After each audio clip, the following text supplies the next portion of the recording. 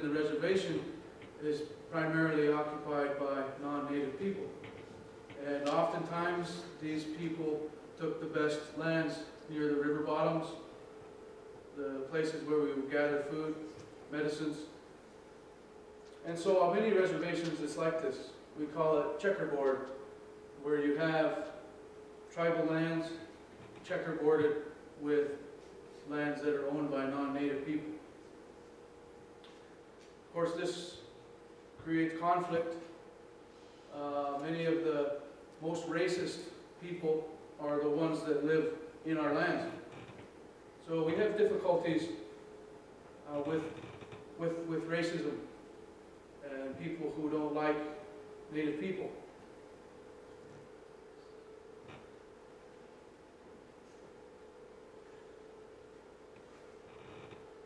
In 1850,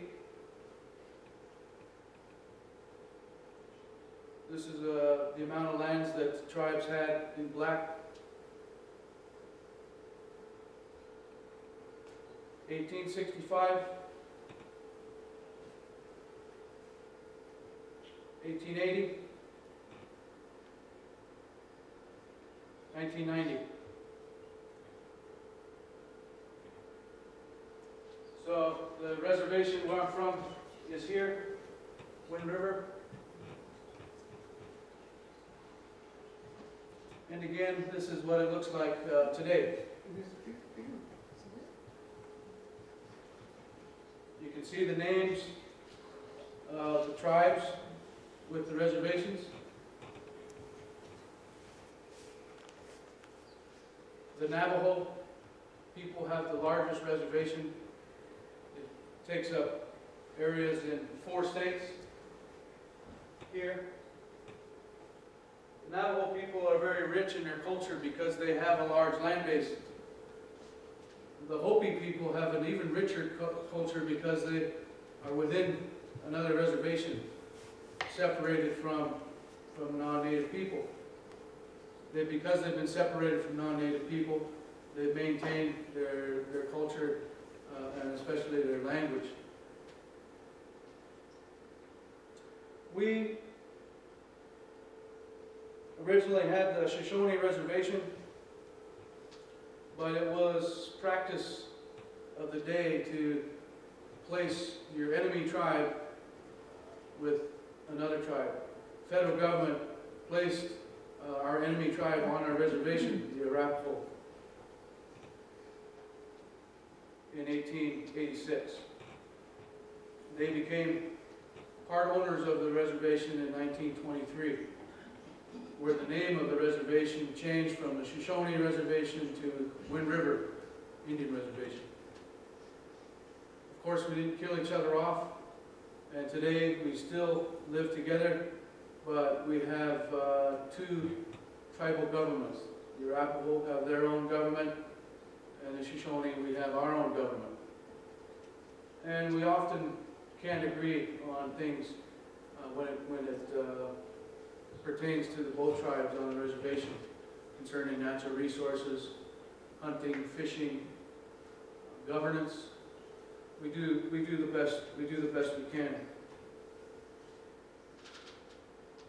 Today I live in Montana in Bozeman, and I'm a graduate student in land resource sciences. Montana is unique because it has seven Indian reservations. And Montana maintains a good relationship with the tribes. They passed an act called Indian Ed for All, Indian Education for All, meaning that in all the schools across the state, even in the non-native schools, people have to learn about the native people in Montana. So we have the Salish and Kootenai, they live on the Flathead Reservation. The Blackfeet live on the Blackfeet Reservation. Fort Belknap, Fort Peck, Crow, and Cheyenne.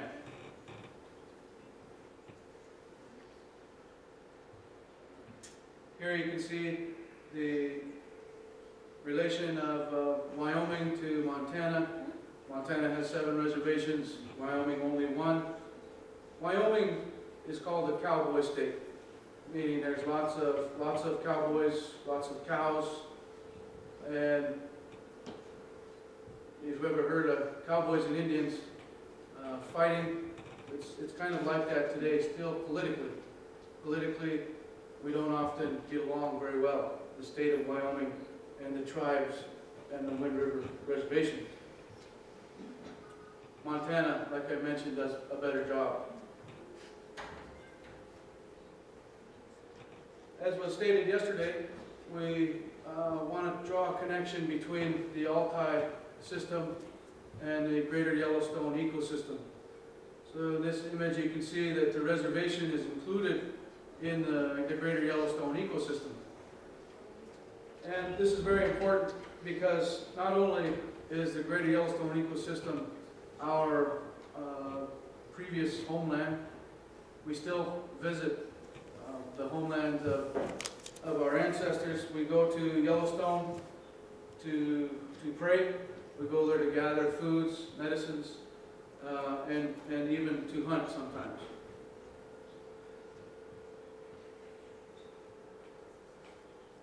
Here you can see the reservation in relation to the state of Wyoming and the mountain range.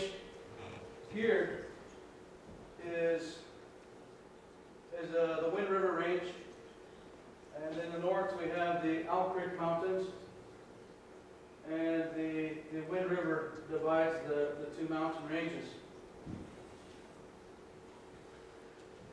Even through all of the conflicts that the tribes had with the federal government, we've maintained a lot of our cultural values, our heritage, our connection to the landscape. The area here, the mountainous area, has over 200 lakes, several hundred miles, several hundred kilometers of rivers and streams. It contains vast fisheries that are very important because of when Europeans came, they brought with them invasive species, invasive fish, invasive plants. This is true of all over, but here in 1938, the tribes, the Shoshone and Arapaho tribes, developed the very first wilderness area. Very first area that you could only get to by foot or horseback. There's no roads into that area. In 1964, some 30 years later, the federal government actually passed the Wilderness Act that set aside many places in the United States for wilderness. But this was the very first one in the whole nation, and it happened 30 years before the federal government did it.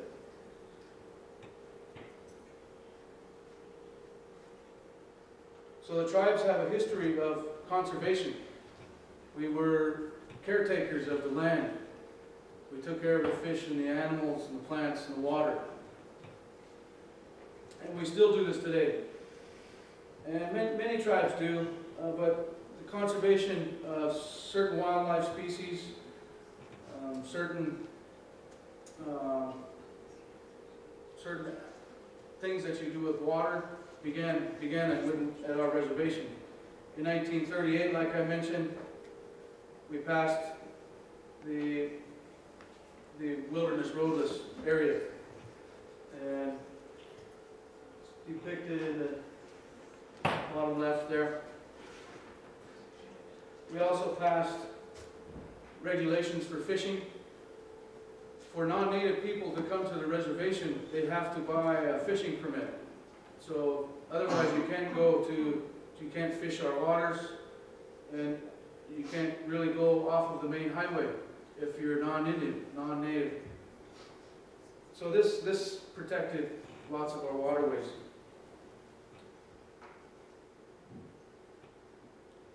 In 1984, the tribes passed a law called the Game Code, because our people would hunt and fish year-round. And when we were reduced to a reservation that's only 2 million acres, our hunted. They were depleting. The bighorn sheep were gone, the deer were gone, and other species were in vast decline. So we passed this game code to set seasons and bag limits of what you can take and when.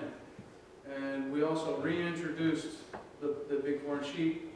We reintroduced the pronghorn, and now we have lots of wildlife. But only our tribal members are allowed to hunt these animals. And so today I can during the fall time we hunt. I can get 5 elk in a year, 5 deer, as many antelope. That's how we eat. That's how we feed our families.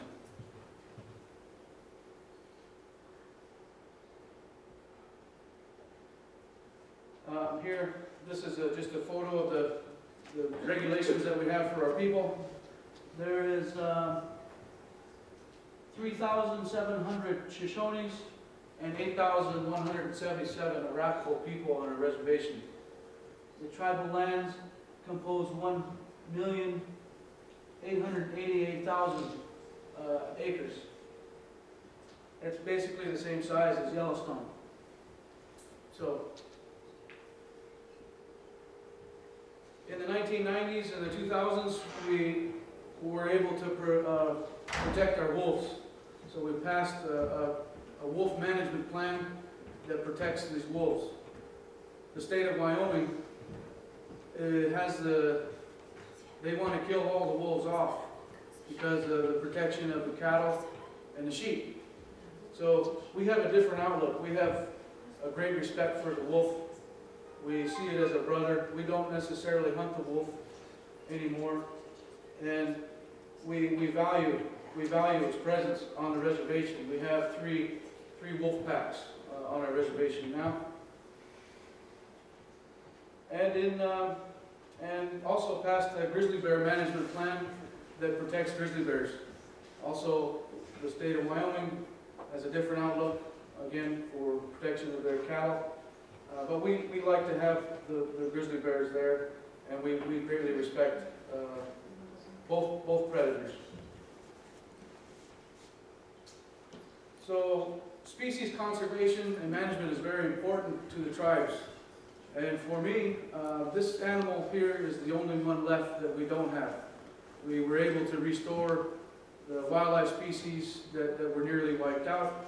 And so six of the 7 ungulate species, ungulate being two-toed, we have returned. But the buffalo is what I'm working on as a graduate student at Montana State. I was able to acquire funding through the federal agency called the Environmental Protection Agency to fund my graduate work on reintroduction of buffalo to our lands. So this is what I'm working on now.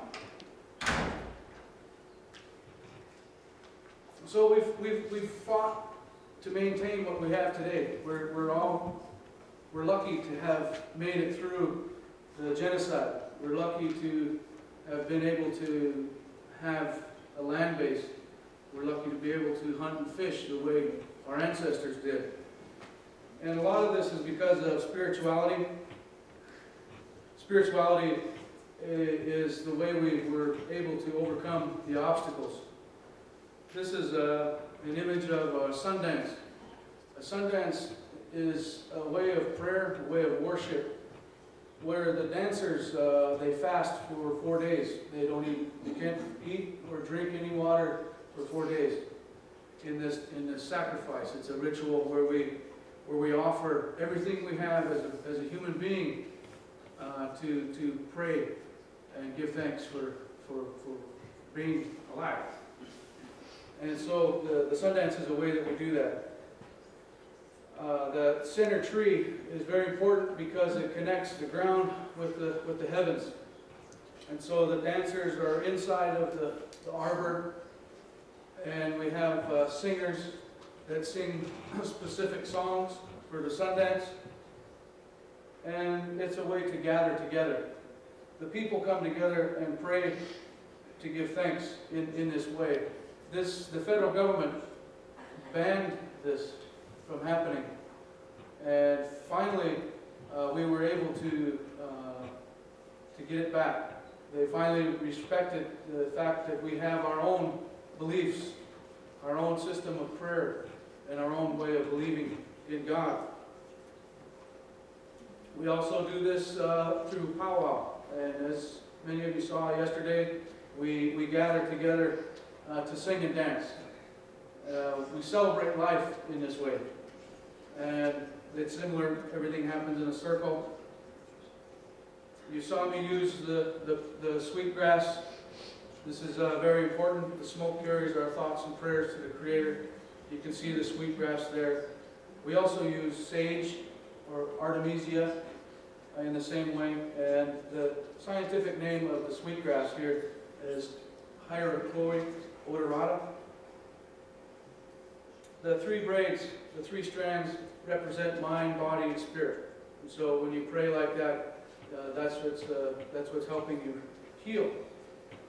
And you can see the smoke going to the Creator. Another way that we maintain ourselves today is through dance. And this is an image of a chicken dancer. Again, the powwow and the dancer symbolizes the prairie chicken, the bird that dances during the mating season. And the feathers up on top are for good and bad. The porcupine head roach made from the hair of the porcupine. The beadwork often takes lots of hours to make and to complete. And the bells on his feet are for the sound, but also they wear the hair of a mountain goat, because you want to be sure-footed when you're dancing, and that's another way to connect to the animals and to the ground. This is an image of a traditional dancer. Again, the eagle feathers for the bustle that he wears in back is also representative of the prairie chicken. And many eagle feathers, the ermine, or the small weasel, is worn on his handcuffs. Oftentimes they wear or carry an eagle fan, the wing of the eagle in the left hand, and the staff with eagle feet or an eagle head in the right hand. And we also have a form of prayer in a way of prayer with peyote, a sacred plant that allows you to enter into a trance that we pray in all night. We use a teepee for that, and we have specific musical instruments that we use to commune with the spirit world and to the heavens. So we've been able to overcome a lot through the years, from the time of our ancestors to the arrival of Europeans in 1804, the demise of the buffalo. We have been able to maintain much of our culture through this way, through spirituality, through prayer, and we still do this today. In our school systems, we are trying to encourage people to relearn our language. Our young people are immersed in our culture with our old people so that they can relearn their language. I have to also relearn my language. My grandparents were the last ones to speak because they went through the boarding schools. So they had such bad experiences in the boarding schools that they didn't want their children to go through this also, and so they didn't teach them. So my mother and father, who are also Bolshoi, don't speak the language, and therefore I didn't learn. So now I'm having to relearn that. So you people in the Altai have a rich culture, rich beliefs, but it's nice to see that Russia respects the indigenous people of the Altai. I can imagine what it would have been like for our people if the federal government would have respected our indigenous people. And you saw the loss of lands. We have to reacquire the land also. with that, I want to open it up to any questions that you may have. Hopefully you guys were able to think of some questions from yesterday till today. So thank you very much for listening. Hopefully I didn't bore you with all the sadness, but it's important to understand what happened to the people and to the buffalo, because that is such a big part of us. And so with that, thank you very much. Thank you for being here. And any questions, please, I'll be open to answer anything. Could you tell us more about the bee inside? What was the yesterday? Can you say that again? Inside the teepee, what do you have? It's very similar to the museum in the structure. We're separated, men and women. We also most often always go left into the teepee. The fire pit is in the middle, and the beds were oftentimes in back. Yeah, there's opening to the hole. The flaps, you can see the flap. We turn that to the direction the wind is going, and from the bottom, the air comes from the bottom, so it doesn't get smoky inside. So you turn the flaps, and then it draws the smoke out. But I think, along with the way of prayer this way, we also use a sweat lodge where we pray, and the sweat lodge the door faces east, and in the middle is a pit, and outside of the pit we build a big fire, and we put rocks on the fire, and they get them really hot, and we bring them into the inside, and that's our form of banya. So the women sit on one side, the men on the other side, and the old man who's running the sweat sits opposite the door. So when you enter, you bow, similar. And he is the one who runs the ceremony. He appoints a person to sit next to the door to pour the water. And it also gets very, very hot. But we have specific songs that we sing. It's oftentimes four rounds that we go. And a certain song is sung on the first one. And for each additional round that has a specific song also. But it's a way that we pray. We pray and give thanks through that ceremony. So I think the structure of the men and women is similar to how the ideal is set up, more so in the sweat lodge. The door is very low, yeah. And the shape?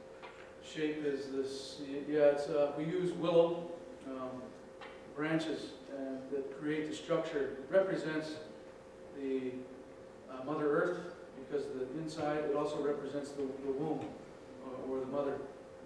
And it connects us to the ground. And again, we use the sweetgrass to put on the rocks. And again, we agree on specific prayers that will be asked for in a specific instant. And together, everybody prays together. This was also banned for some time, and we had to do it in secret, because you would be punished by soldiers if you didn't. Now we're free to believe in what we want, but much was taken with us. Much was taken with the old people when they passed on. So we're lucky to have what we have. And that's a woman have right to step on the outside. Yes. Now, yes. Probably not. Yes? Are there mixed marriages? Between tribes? Yes, today it's common to have, for Arapaho and Shoshone people also have gotten together. It's more common that Indian people marry Indian people, even from other tribes. It's okay. It's better. Even a long time ago, it was common to take the women from another tribe so that you could have different blood.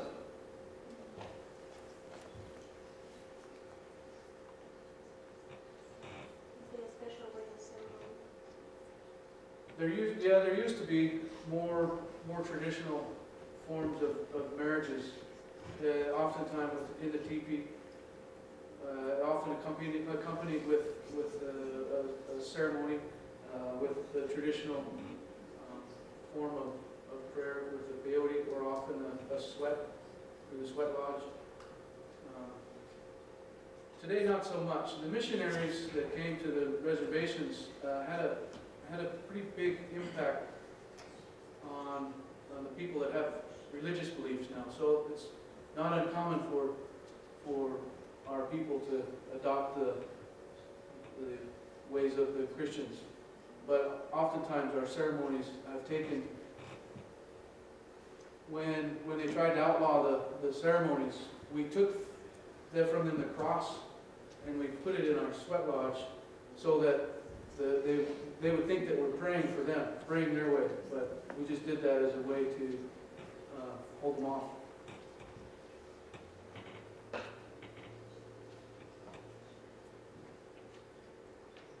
Any more questions?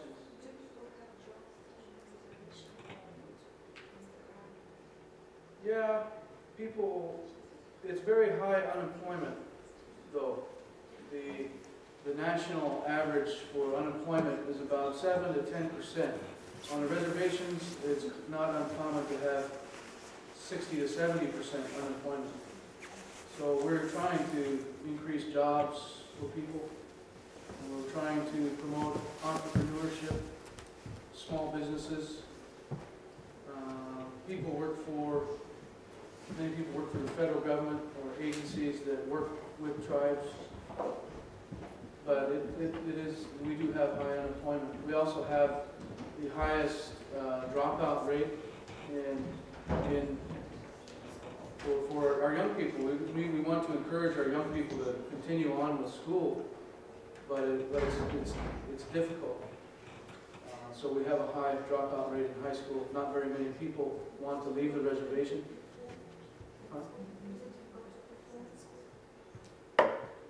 It's getting better, but yeah, it's hard for them to perform.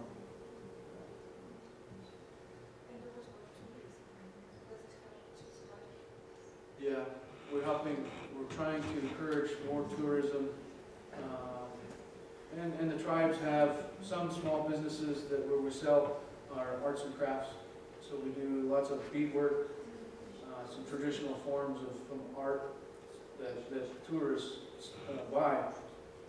But again, it's kind of small. The reservations are often excluded from the main highway systems, and so it's difficult. We have gaming now, so we have casinos where people come, and that actually brings probably more money in than anything, and that's a controversial thing. Yeah. But that does provide jobs. And we've only had casinos in the last 10 or 12 years.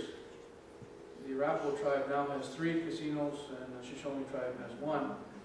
But it's controversial.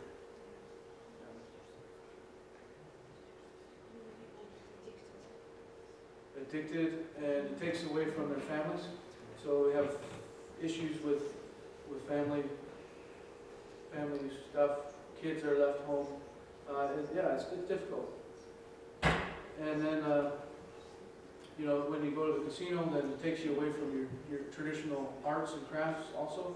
So we have less arts and crafts now being made because of that casino. People get addicted, yes. What is the mom and get married with a non-real